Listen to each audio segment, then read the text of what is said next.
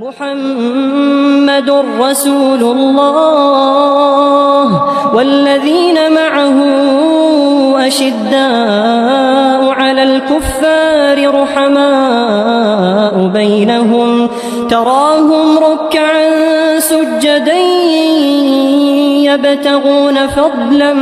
من الله ورضوانا سيماهم في وجوههم من أثر السجود ذلك مثلهم في التوراة ومثلهم في الإنجيل كزرع أخرج شطأه فآزره فاستغلظ فاستوى على سوقه يعجب الزراع ليغيظ بهم الكفار وعد الله الذين آمنوا وعملوا الصالحات